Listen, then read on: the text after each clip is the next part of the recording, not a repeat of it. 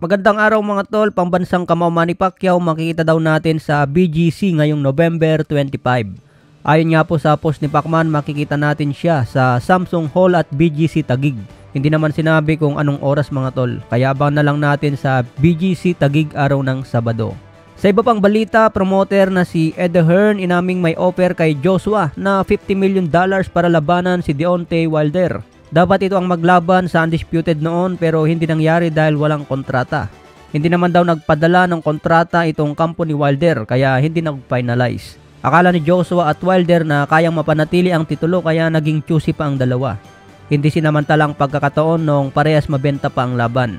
Makalipas nga po ng ilang taon hanggang natalo si Anthony Joshua laban kay Andy Ruiz at Alexandre Usyk. Naging talunan si Joshua at naagaw pa ang 3 titulo. Si Deontay Wilder naman 2 beses natalo kontra Tyson Fury natapos pa sa stoppage. Kaya parehas ngayon talunan ang dalawa at wala ng titulo.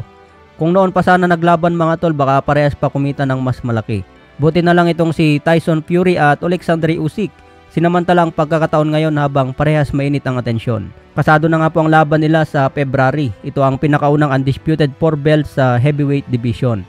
Paliwanag naman ni Wilder, matagal na raw gusto labanan si Joshua pero may pumipigil daw sa kampo ni Joshua. Natatakot daw ang handler ni Joshua na matalo dahil wala na silang pagkakitaan.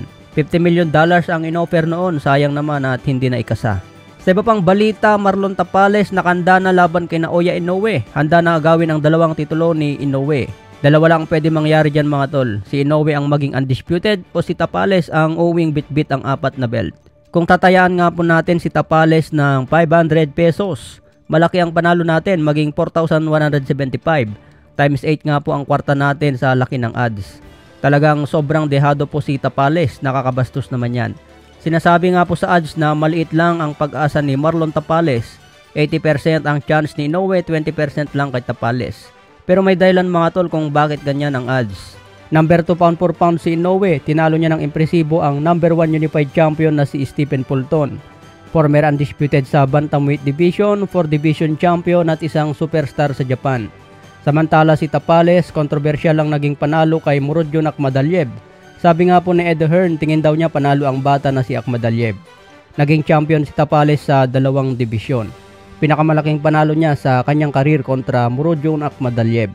Ngayon mga tol, dadayo pa si Tapales sa Japan upang sagupain si Inoue. Kaya abangan po natin sa December 26 kung magbigay ng upset si Tapales. Suportahan po natin si Kabayan.